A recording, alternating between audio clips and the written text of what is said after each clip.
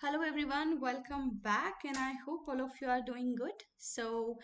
I hope all of you have already watched lecture 1, which I gave you for our new course, which is Sequence and Series. So, before starting with our lecture 2 and proceeding with what we did on our last class, let's give all of you a summary of lecture 1, which I already provided you at the end of the lecture 1.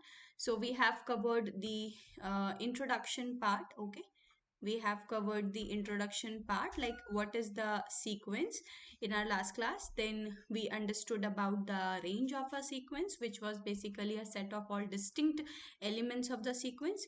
Then we understood what is a bounded above sequence, bounded below sequence, and when we call a sequence as a bounded sequence, that is if the sequence is bounded below as well as bounded above, then that sequence is called as the bounded sequence. And the sequence which is not bounded above, it is unbounded above sequence. The sequence which is not bounded below, it is unbounded below sequence. Okay, and even if there exists one case or both the cases, then that sequence would be considered as unbounded. Okay, so like if sequence is unbounded above, then also it's unbounded. If the sequence is unbounded below, then also it's unbounded. And if it is both, like unbounded above as well as unbounded below, then also it's unbounded.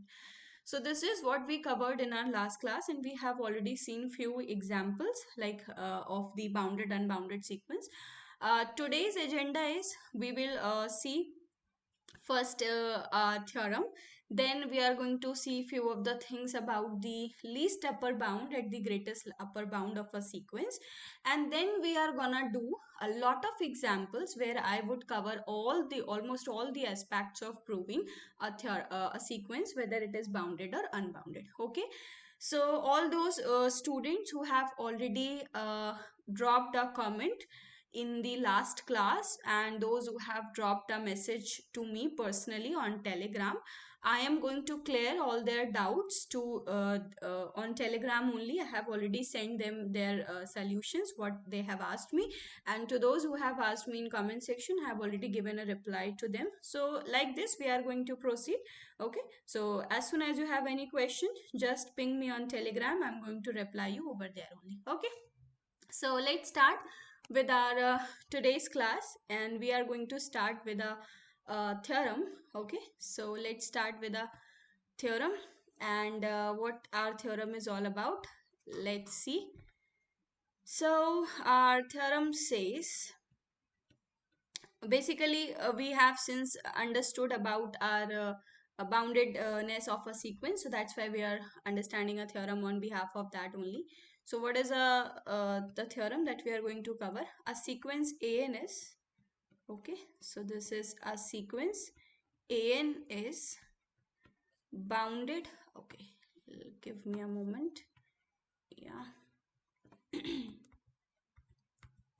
Yeah, so a sequence an is bounded sequence if and only if there exists a positive real number.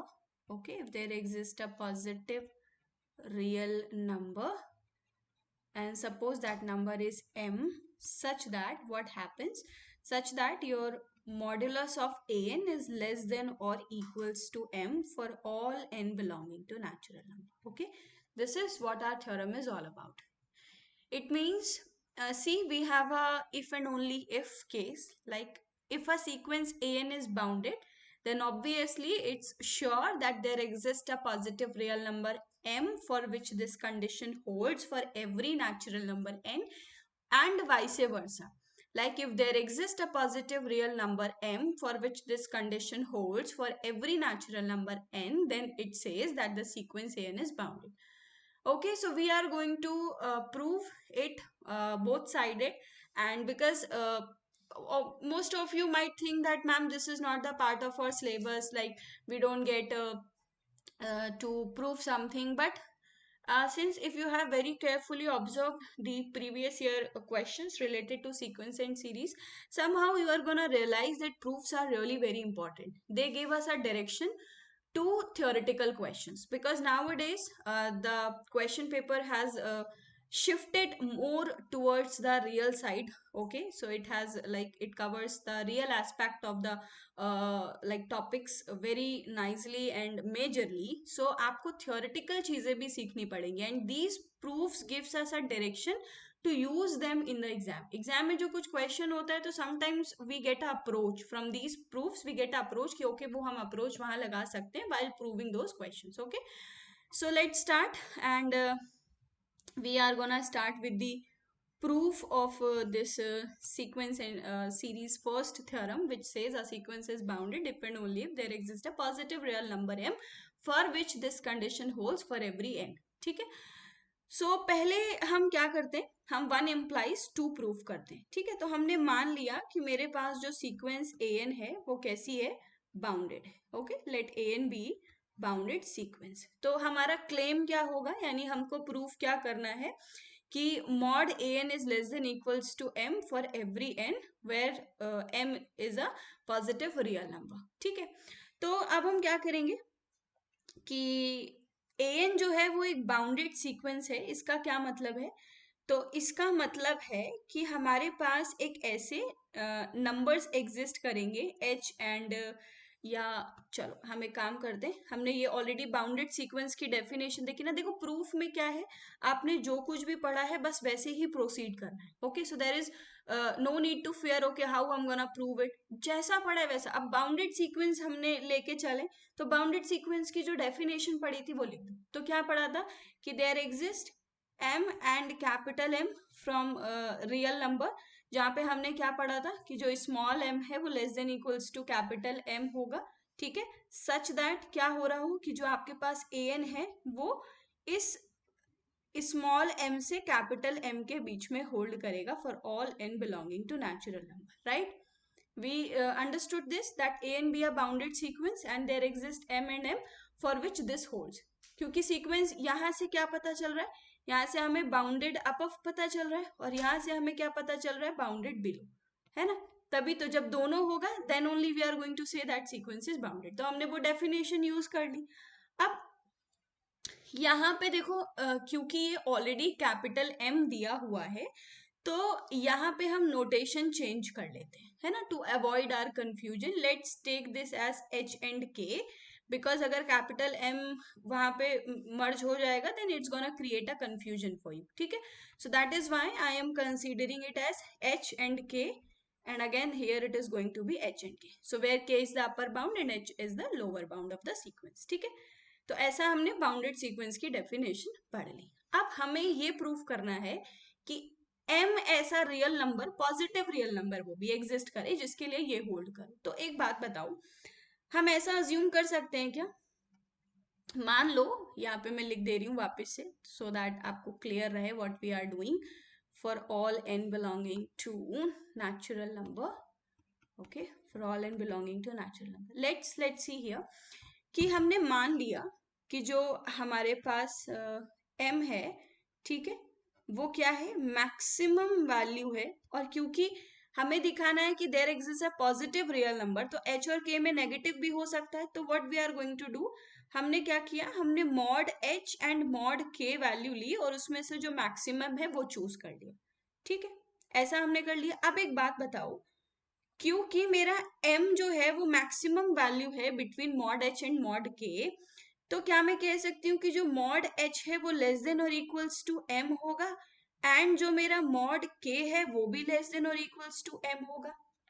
Yes और no, because m is the maximum value और h और k की modulus value लिए तो maximum है तो obviously ये hold करेगा. बहुत सिंपल सा मैथमेटिक्स है यहाँ पे. ठीक है, तो अब इस वाले को अगर आप देखोगे तो यहाँ से तो हमें ये पता लग रहा है ना कि जो हमारा h का वैल्यू, जब मैं मॉडुलस की प्रॉपर्टी ओपन करूंगी so h is going to lie between minus m and n, है ना. और वही सेम चीज किसके साथ हो रही होगी, इस k के साथ हो रही होगी, यानी कि जो k है वो भी माइनस m से कैपिटल m के बीच में लाई कर रहा है. अब देखो यहीं से हमारा सारा काम हो गया. कैसे काम हो गया देखो जरा, ये मेरा फर्स्ट इक्वेशन सपोज मैं मान लेती हूँ. ठीक है, so from 1 let's write it from, okay, and this is 2. So from 1 and 2 हम क्या लिख सकते हैं, जरा ध्यान से देखना कि जो मेरा h है और जो k है वो ये प्रॉपर्टी होल्ड कर रहा है, यानी an जो है वो h और k के बीच में होल्ड कर रहा है। अब यहां से हम ये चीज उठा सकते हैं कि जो h है मेरा वो -m से बड़ा है या फिर उसके बराबर है ना। और जो k है मेरा वो कैसा है, या तो वो हमारे पास कैसा है, m से छोटा है या उसके बराबर है। तो अब इस h और k को जब हम निग्लेक्ट कर देंगे तो इस लाइन से क्या मैं ऐसा लिख सकती हूँ क्या, आप सबके लिए देखो जरा ध्यान से, कि मेरे पास -m से an जो है वो m के पास ही है। देखो, -m से m के बीच में। और अगर मैं मॉडुलस प्रॉपर्टी लगाती हूँ तो मैं यहाँ से यही तो लिखूंगी कि जो मॉडुलस ऑफ an है वो लेस देन और इक्वल्स टू m हो गया। And since this is happening for all n, okay, this is happening for all n, तो यहाँ पे भी हमने यही लिखना है फॉर ऑल n, क्योंकि हम 1 से लेकर आ रहे हैं। तो ये लास्ट में भी तो यही हम लिखेंगे, that this is happening for all n, right. तो एक बार मैं और प्रूफ रिपीट करती हूँ, और हमें जो चाहिए था वो मिल गया कि नहीं मिल गया। और ऑब्वियसली यहाँ से हमको ये दिख रहा है कि m ग्रेटर देन 0 है, since this is the maximum of the mod value, so mod value is always positive. So we proved the first part, and how do we proved it? कि देखो, पहले जो प्रूफ करना है वो समझ लो और कैसे प्रूफ करना है वो समझ लो, then you are done with the proof. Sequence a n bounded लेके चलना था और ये दिखाना था कि एक ऐसा पॉजिटिव रियल नंबर एग्जिस्ट करा दे जिसके लिए ये कंडीशन होल्ड करे। ठीक है भाई, तो सीक्वेंस बाउंडेड है उसका डेफिनेशन लगाया, एच और के, एच लोअर बाउंड के अपर बाउंड, जिसके लिए ये कंडीशन होल्ड करेगी। ठीक है, अब क्योंकि एक पॉजिटिव रियल नंबर चाहिए था तो मॉड एच और मॉड के में हमने मैक्सिमम वैल्यू ले ली। और मॉड एच लेने का रीजन क्या है, क्योंकि मॉड एच जो होगा वो भी एम से छोटा होगा या बराबर होगा, मॉड के भी होगा। और सिंपल सा मॉडुलस की इनइक्वालिटी से we proved that yes there exist a positive real number m for which mod an is less than equals to m for all n belonging to natural number. ठीक है, so we proved 1 implies 2. All right, so let's proceed towards 2 implies 1. और 2 implies 1 में हमको क्या दिखाना है, हमको ये मान के चले हैं कि एक पॉजिटिव रियल नंबर एग्जिस्ट कर रहा है। So let m be a positive real number. ठीक है, let there exist, ऐसा भी लिख सकते हो, whatever you want to write, let there exist m be a positive real number for which, ठीक है, okay, let me write down real number, positive real number such that क्या हो रहा है, mod an is less than equals to m for all n belonging to natural number. अब now you see, अगर मैं इस लाइन से आगे प्रोसीड करती हूँ तो ऑटोमेटिकली मुझे क्या मिल गया, मॉडुलस प्रॉपर्टी यूज करके, कि an is lying between -m to +m and this is happening for every natural number n। तो ये वाली जो लाइन है वो हमारे पास क्या रिप्रेजेंट कर रही है, देखो कि जो an सीक्वेंस है वो मेरे पास कैसी है, बाउंडेड बिलो है, क्योंकि हर एक नंबर या तो -m से बड़ा है या उसके बराबर, मतलब -m जो है वो हमारे पास लोअर बाउंड की तरह काम कर रहा है, तो मिल गया हमें एक lower bound. And in a similar way if you are gonna see कि जो मेरे पास ये वाली कंडीशन है ये क्या शो कर रही है कि an जो है वो मेरे पास बाउंडेड अबव सीक्वेंस है, जहां पे जो m है वो हमारा अपर बाउंड की तरह काम कर रहा है, and since it's happening for every natural number, तो सीक्वेंस बाउंडेड बिलो भी हो गई, सीक्वेंस बाउंडेड अबव भी हो गई। What does it imply, it simply implies that an is a bounded sequence, and वही हमको प्रूव करना था 2 implies 1 में। Okay, so this is a very simple proof, and actually ये डेफिनेशन ही है, अगर आप ध्यान से देखो हमने डेफिनेशन ही पढ़ी थी, तो ये बेसिकली मतलब आपको याद रखना है कि अगर आपको किसी थ्योरम को या सॉरी किसी सीक्वेंस को प्रूफ करना है कि वो कैसी है, वो बाउंडेड सीक्वेंस है, तो आपको ये कंडीशन याद रखनी है। ठीक है, so this is the first theorem that we covered in our sequence and series course. अब कुछ चीजें और हमको कवर करनी, और उसके बाद then we are finally moving towards doing a lot of examples. ठीक है, सो लेट्स सी हियर. अब हमारे पास क्या है, least upper bound and greatest lower bound of a sequence. ठीक है, so let me just give you what is the, okay, give me a moment.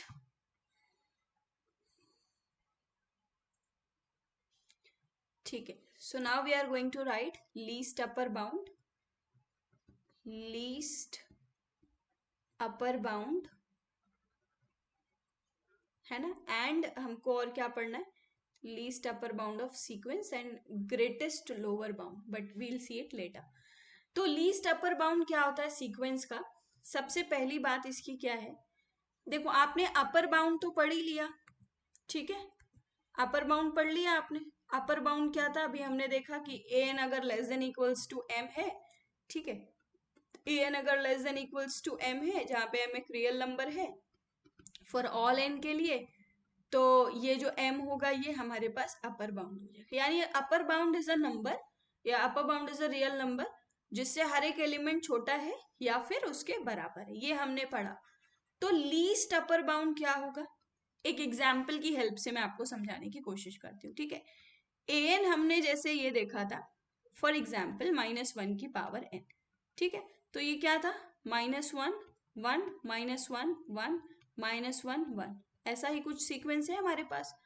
तो sequence का हर एक एलिमेंट जो है वो देखो 1 से छोटा है या उसके बराबर है.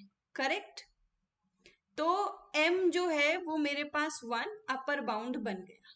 Correct, this is the upper bound of the sequence. But अगर आप ध्यान से देखो तो ए एन जो है वो लेस देन इक्वल्स टू 2 भी तो है ना. -1 भी 2 से छोटा है, 1 भी 2 से छोटा है. या मैं अगर इसको 3 लिखूं, 4 लिखूं, या आप कुछ भी ले लो, 1.5 ले लो, 2.6 ले लो, whatever number you want to choose. तो ये सारे के सारे नंबर्स भी तो हमारे पास किसकी तरह काम कर रहे हैं, अपर बाउंड की तरह काम कर रहे हैं कि नहीं कर रहे, है ना. सो यानी एक सीक्वेंस के पास हमारे पास बहुत सारे अपर बाउंड्स होते हैं. तो यहाँ पे क्या लिख सकती हूँ, अगर हमारे पास जो सीक्वेंस है, if sequence is bounded above, condition तो यही है ना, बाउंडेड अबव होगा तब तो अपर बाउंड आएगा. ठीक है, तो it has infinitely many upper bounds. I hope ये बात क्लियर हो गई कि अगर हमारे पास सीक्वेंस बाउंडेड अबव है तो हम उसका अपर बाउंड निकाल सकते हैं, और फिर उससे बड़े जितने नंबर होंगे वो सब अपर बाउंड होंगे कि नहीं होंगे. देखो 1 अगर अपर बाउंड था तो उससे बड़े जितने नंबर हैं वो सब यही काम करेंगे, अपर बाउंड की तरह काम करेंगे. ठीक है, तो इसीलिए मैंने लिखा है कि अगर सीक्वेंस जो है वो बाउंडेड अबव है तो इसके पास इनफाइनाइटली मैनी अपर बाउंड्स होंगे. ठीक है, तो अब मैं लीस्ट अपर बाउंड की, जिसको मैं अब से एल यू बी लिखूंगी ऑफ सीक्वेंस, उसका एक्चुअल डेफिनेशन आपके सामने लिखती हूँ. ठीक है, तो उसका एक्चुअल डेफिनेशन क्या होगा कि if a sequence a n is bounded above, ठीक है, is bounded above, then there exist a real number, या सिंपल में लिखती हूँ there exist m1, for example there exist m1 such that क्या हो रहा हो, जो आपका an है वो लेस देन और इक्वल्स टू m1 हो for all n belonging to natural number. ठीक है, तो उस केस में हम आपके m1 को क्या बोलेंगे, m1 would be considered as the upper bound of the sequence. इतनी डेफिनेशन हमने बाउंडेड अबव सीक्वेंस की पढ़ी ली है. लेकिन अब आप मेरे को एक बात बताओ कि मेरे पास अगर ऐसा हो, क्या, कि जो m1 है वो लेस देन हो m2 से, तो एक ये इनइक्वालिटी देखो, फिर एक ये इनइक्वालिटी देखो, तो क्या मैं इनसे इम्प्लाई करके ऐसा लिख सकती हूँ कि जो an होगा, since it is less than equals to m1, it is less than m2, तो इनसे क्या मैं ये कंक्लूड कर सकती हूँ कि an is also less than m2, and this is happening since for every n. तो यहां से तो ये भी कंक्लूड हो गया ना फिर कि m2 is also a lower bound, m2 is also a lower bound, sorry, I'm so sorry, m2 is also upper bound. See, क्योंकि अगर सीक्वेंस का हर एक नंबर उससे छोटा हो गया या बराबर हो गया तो वो अपर बाउंड बन जाएगा ना। तो इसीलिए मैंने, अब देखो ऐसा फिर हम अगर इन जनरल लिख दें, इन जनरल क्या लिखें फिर, तो an जो है वो less than equal to m1, फिर m2 अगर m1 से बड़ा है, m3 अगर ऐसा ऐसा। तो that is why we said that if sequence is bounded above, okay, if sequence is bounded above, so it has what, it has infinitely many upper bounds. I hope it is clear to everyone. ठीक है, तो अभी मैंने आपको example दिया ना, यहाँ पे देखो 1 मेरे पास अपर बाउंड था, पर 1 से बड़ा कोई नंबर है अगर, है ना, तो इस लाइन में मैं ऐसा भी तो लिख सकती हूँ an less than equal to 1, फिर ऐसा कुछ होल्ड करेगा। देखो तो ये सारे के सारे नंबर जो 1 से बड़े हैं, दे all would be considered as the upper bounds of the sequence, and that is why I said if a sequence is bounded above, क्योंकि bounded above ही नहीं होगा तो upper bound ही नहीं होगा, तो उससे बड़े वैल्यूज कहाँ से लाओगे। तो अगर वो बाउंडेड अबव है तो उसके इनफाइनाइटली मेनी अपर बाउंड्स होंगे। ठीक है, और मैंने यहाँ पे इसको मैथमेटिकली रिप्रेजेंट कर दिया। ठीक, तो अब बात ये आती है कि फिर लीस्ट अपर बाउंड क्या हुआ। अभी भी हम एलयूबी पे नहीं पहुंचे, अभी कहानी यूबी पे ही है, अपर बाउंड पे। तो फिर लीस्ट अपर बाउंड क्या हुआ, तो अब यहाँ देखो मैं क्या लिख रही हूं कि of all the upper bounds, ठीक है, क्योंकि इनफाइनाइटली मेनी अपर बाउंड्स हैं हमारे पास, तो जितने भी अपर बाउंड्स हैं of all the upper bounds, जो हमारा लीस्ट अपर बाउंड होगा, ठीक है, if m is the least, then हम क्या बोलेंगे इस m को, then this m would be called as the least upper bound. ठीक है, लीस्ट अपर बाउंड, और जिसको आप कभी कभी ऐसा भी बोल सकते हो सुप्रीमम ऑफ द सीक्वेंस, है ना। बट उस सुप्रीमम पे हम बाद में आएंगे, एग्जाम्पल्स करने के बाद मैं आपको एक शॉर्ट नोट दूंगी जिसमें मैं आपको सुप्रीमम एंड इन्फीमम के, या लिमिट सुपीरियर और लिमिट इंफीरियर भी हम पढ़ते हैं। ठीक है, so of all the upper bounds, if m is the least, then m would be considered as the least upper bound of the sequence. I hope till this point everything is clear of the sequence. ठीक है, तो क्या कहने का मतलब है कि जितने भी अपर बाउंड्स थे उनमें से जो सबसे छोटा अपर बाउंड होगा that would be considered as the least upper bound of the sequence. तो लीस्ट अपर बाउंड जो है उसके बारे में क्या खास बात है, इसकी दो प्रॉपर्टी होती है। ठीक है, इट हैज 2 प्रॉपर्टीज। और क्या क्या प्रॉपर्टीज है ये सब आपको सेक्शन बी और सेक्शन ए के क्वेश्चंस में बहुत हेल्प करेगा, जो मैं थ्योरी बता रही हूँ। So it's very important for you to understand these things. Okay, तो पहला पॉइंट हमारे पास क्या है कि अगर हमारे पास m जो है वो लीस्ट अपर बाउंड है, तो ऑब्वियसली क्या होगा, it is an upper bound, है ना, it is an upper bound of the sequence, क्योंकि लीस्ट अपर बाउंड से पहले तो ये अपर बाउंड रहा होगा ना, it is an upper bound of the sequence.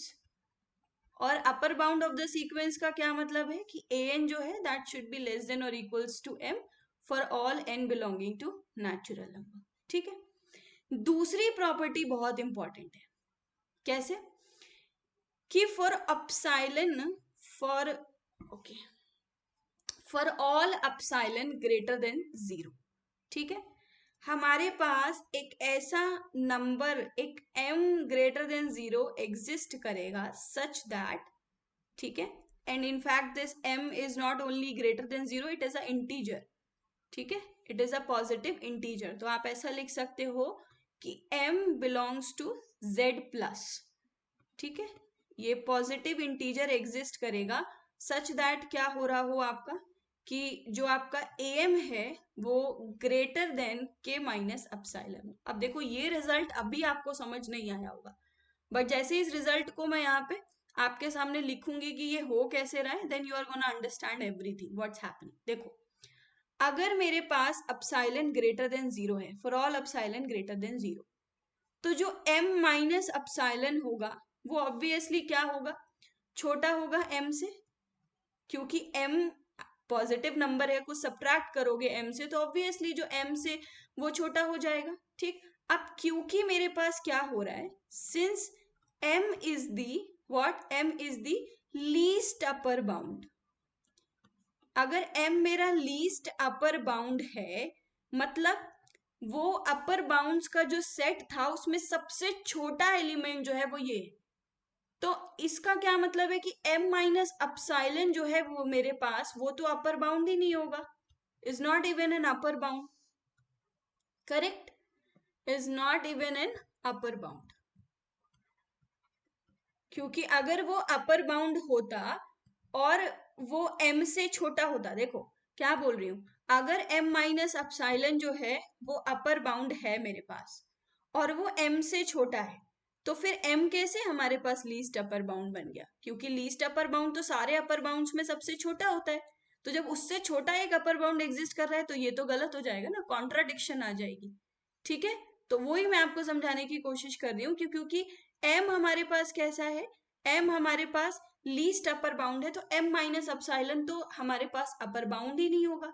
और अगर वो अपर बाउंड नहीं है, इसका क्या मतलब है कि हमारे पास एक ऐसा am एलिमेंट एग्जिस्ट करेगा जो क्या होगा, जो इस k माइनस अपसाइलन से बड़ा हो जाएगा। यानी कि जो am होगा वो k माइनस अपसाइलन से ना तो छोटा होगा ना फिर उसके बराबर होगा, विच इम्प्लाइज कि जो am है मेरे पास वो k माइनस अपसाइलन से बड़ा होगा। आई होप इट इज क्लियर कि जब भी लीस्ट अपर बाउंड है और कोई दूसरा, तो हर एक अपसाइलन के लिए m माइनस अपसाइलन और m के बीच में एक नंबर जो है वो पक्का एग्जिस्ट करेगा सीक्वेंस के अंदर।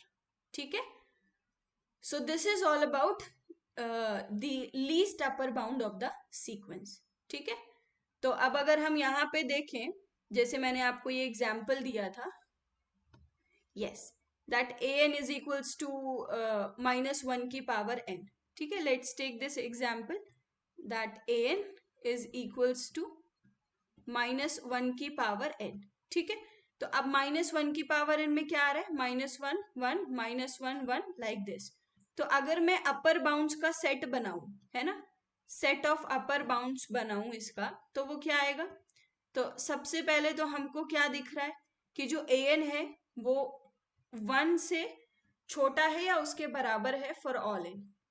तो यही चीज तो फिर क्या 1 से भी हो रही है, 2 3 4 5, in fact all the numbers which are greater than 1, है ना, कह सकती हूँ कि नहीं कह सकती हूँ कि फिर तो ये an जो होगा वो क्या होगा, वो 1 से बड़े जितने भी नंबर्स हैं उन सब से होल्ड करेगा, जितने भी नंबर्स m जो है वो ग्रेटर देन 1 है।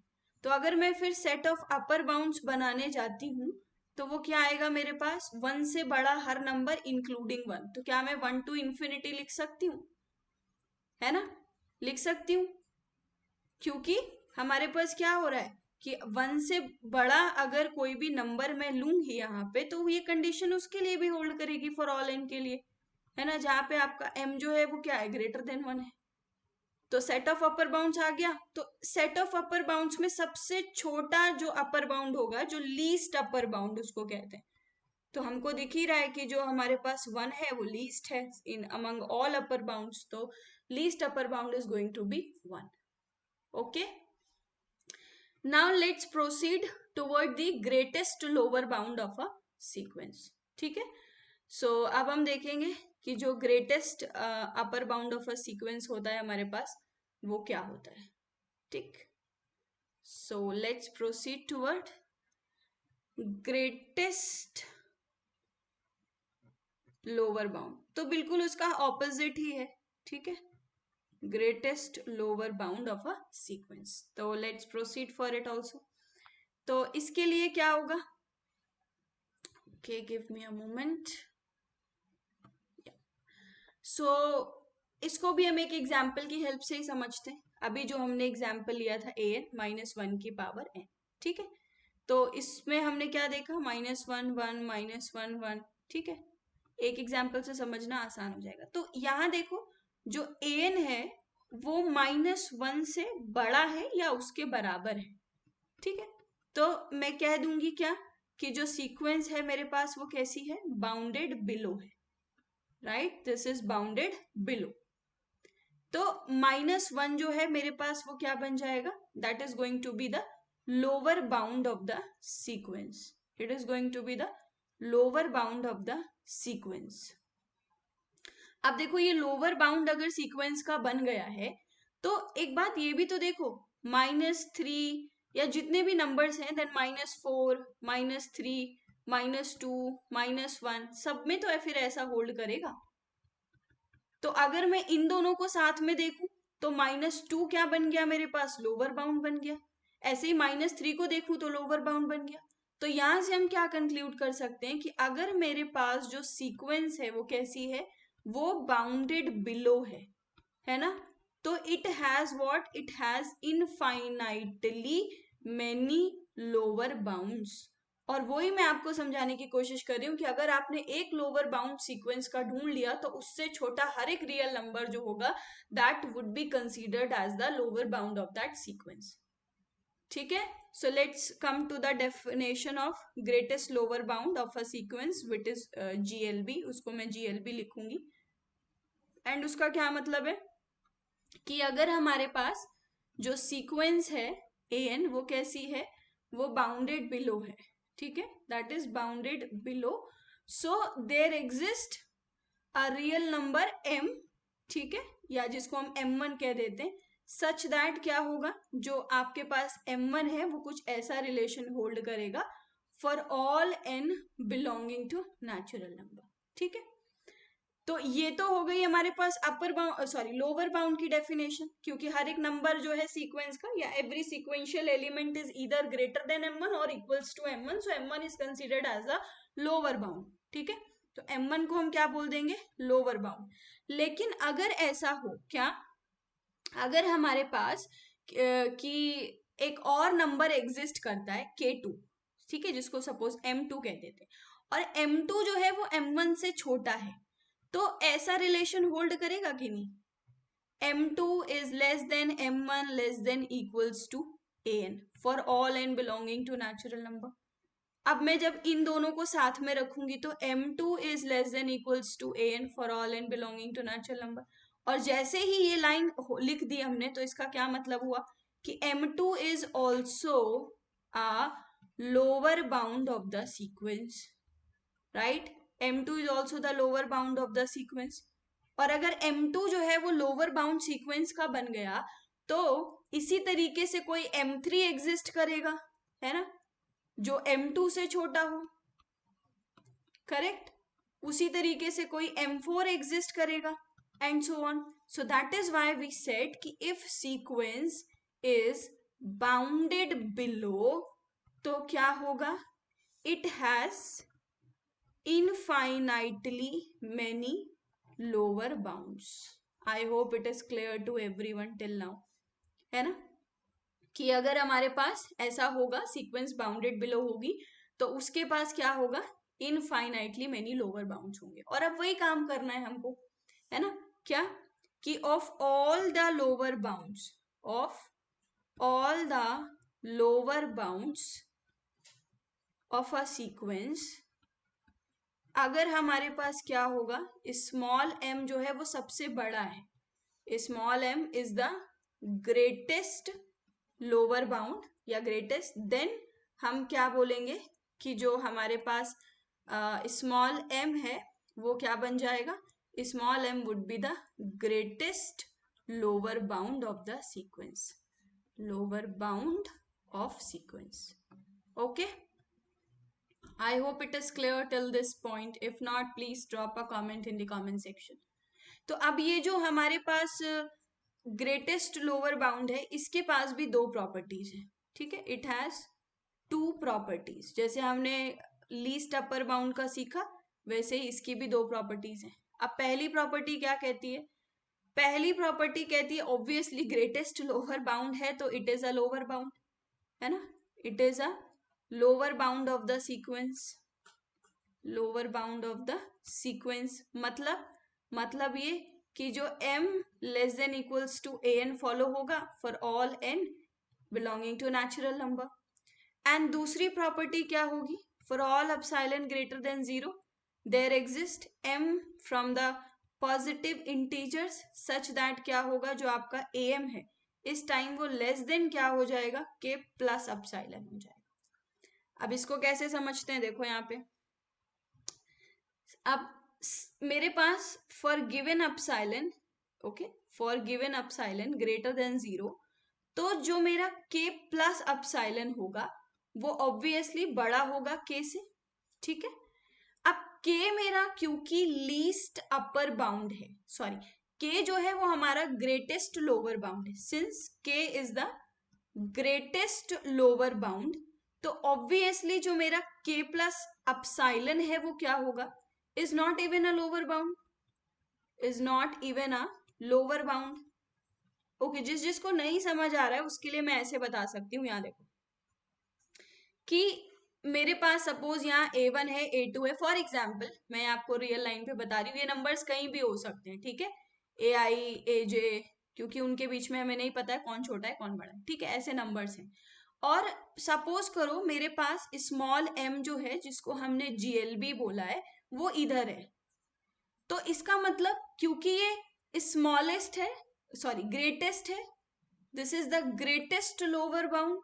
ग्रेटेस्ट लोअर बाउंड का मतलब जितने भी लोअर बाउंड्स थे उसमें ये सबसे बड़ा है, तो बाकी सारे जो लोअर बाउंड होंगे वो इधर होंगे ना, ये सब लोअर बाउंड होंगे इसके, करेक्ट। यानी ये m1 m2 m3 mn जो भी होंगे ये सब लोअर बाउंड है, बट क्योंकि ये ग्रेटेस्ट है तो बाकी सब इधर ही होंगे रियल लाइन पे। तो वही मैं कह रही हूँ, अगर m मेरे पास ग्रेटेस्ट लोअर बाउंड है तो m प्लस अपसाइलन इधर आएगा ना, तो m प्लस अपसाइलन अगर इधर आ रहा है तो लोअर बाउंड्स तो सारे इधर है, तो m प्लस अपसाइलन जो है वो मेरे पास लोअर बाउंड तो हो ही नहीं सकता, है ना, this is not even a lower bound. अब अगर वो लोअर बाउंड नहीं है तो क्या मतलब है कि एक ऐसा हमारे पास integer, positive integer m belong करेगा जिसके लिए क्या हो रहा हो कि जो मेरे पास k प्लस अपसाइलन है, ठीक है, जो मेरे पास k प्लस अपसाइलन है वो कैसा है, that is not less than और इक्वल्स टू am, या फिर ऐसा कह दो कि जो k प्लस अपसाइलन है वो ग्रेटर देन am है, simple. Okay, I hope it is clear, या फिर ऐसा लिख सकते हो कि जो am है वो less than k plus epsilon है। I hope it is clear to all of you. तो उसी चीज को आप यहाँ पे समझ सकते हो कि हमारे पास जो ये अगर m है और ये m प्लस अपसाइलन है, क्योंकि हम m से कंपेयर कर रहे हैं, यहाँ पे हमने k को कंसीडर करके लिख दिया है, ठीक है। If they simply we have written that, ये k की जगह आप m भी लिख सकते हो, देर इज नो प्रॉब्लम, ठीक है। If it is a lower bound तो k हमारा क्योंकि ग्रेटेस्ट लोअर बाउंड था उसके हिसाब से मैंने ये प्रॉपर्टी लिखी है, क्योंकि m से आप कंफ्यूज हो जाते, ठीक है। I hope it is clear to everyone. तो this one is gonna hold, ऐसे ही आप इसको रियल लाइन पे समझ सकते हो यहाँ पे, ठीक। If there is any problem you can ask me, notation में कोई दिक्कत हो तो पूछ सकते हो, ठीक है, नहीं तो क्लियर है तो हम आगे बढ़ सकते हैं।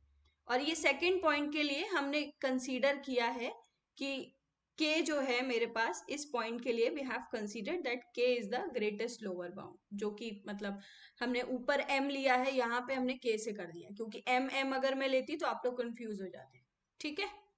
इन अ सिमिलर वे ये जो मैंने ग्रेटेस्ट लोअर बाउंड के लिए लिखा था, ठीक है, वहां पे भी मैंने जो सेकेंड प्रॉपर्टी लिखी थी, ओके, this is and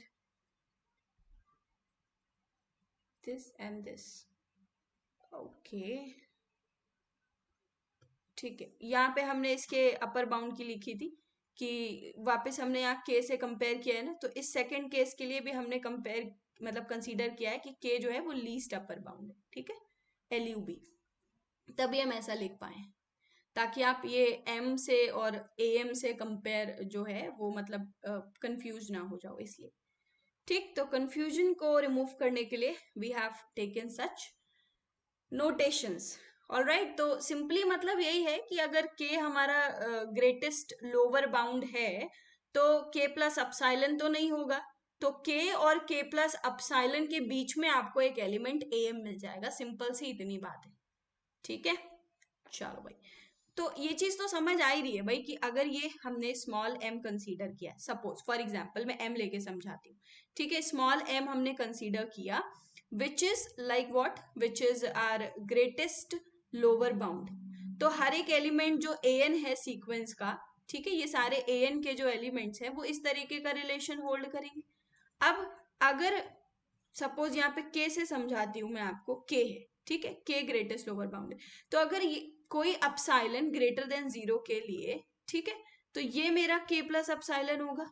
तो क्योंकि ये ग्रेटेस्ट लोअर बाउंड है, सारे लोअर बाउंड्स अभी इधर आएंगे और ये उनमें से सबसे बड़ा है, तो के प्लस अपसाइलन तो हमारे पास not even a lower bound.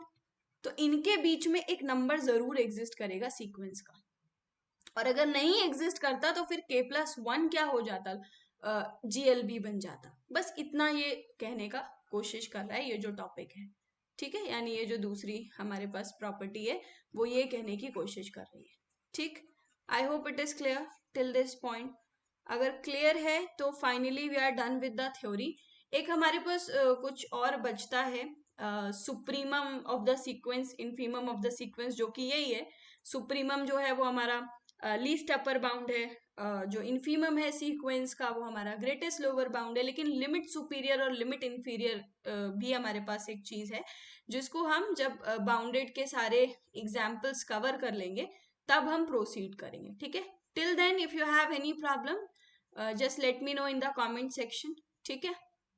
और उसके बाद फिर हम स्टार्ट करेंगे आगे जो हमारा लिमिट वगैरह का टॉपिक है, ठीक है। So let's start with the examples, but before that, let's see what we have covered till now. हमने एक theorem prove करी, sequence an is bounded if and only if there exists a positive real number m for which this condition holds. Okay, हमने उसका proof देखा। Then हमने least upper bound of a sequence देखा, और least upper bound एक हमने example से समझने की कोशिश करी, how do we got to know कि it has infinitely many upper bounds, ठीक है। Then हमने वापस से समझा कि जो लीस्ट अपर बाउंड है वो हम कैसे निकालेंगे, और फाइनली उसकी कुछ दो प्रॉपर्टीज हमने लिखी, ठीक। Then we again saw that example set of upper bounds निकालने के लिए। फिर हमने यहाँ पे ग्रेटेस्ट लोअर बाउंड समझा उसी एग्जाम्पल की हेल्प से, और फिर GLB के हमने कुछ प्रॉपर्टीज लिखे यहाँ पे, ठीक है। और वो जो एग्जाम्पल हमने अभी लिया था ना सीक्वेंस an का, जिसको हम क्या बोलते हैं, -1 की पावर n, ठीक है। तो वो हमारे पास क्या बना था, -1 1 -1 1। तो आप अगर देखोगे तो -1 से हर एक एलिमेंट सीक्वेंस का बड़ा है, ठीक है। तो अब -1 से छोटे जितने भी एलिमेंट होंगे सबके लिए होल्ड करेगा। तो अगर मैं सेट ऑफ लोअर बाउंड बनाऊं, ठीक है, सेट ऑफ लोअर बाउंड्स बनाऊं, तो वो क्या बनेगा, -∞ से -1 तक। अब इस सेट में सबसे बड़ा एलिमेंट कौन है, -1, तो ग्रेटेस्ट लोअर बाउंड क्या बन जाएगा, -1 फॉर दिस सीक्वेंस an, ठीक है।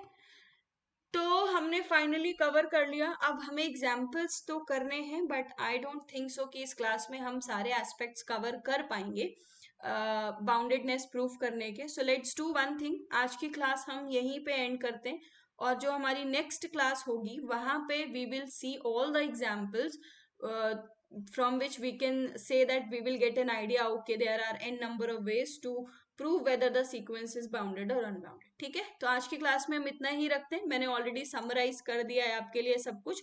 तो नेक्स्ट क्लास में हम स्टार्ट करेंगे with what, with examples where we will see few very important ways to prove whether the sequence is bounded or unbounded, okay। So till then, bye bye, take care, and drop me message on Telegram or in comment section where I'm gonna reply to all your problems or queries, okay, bye bye.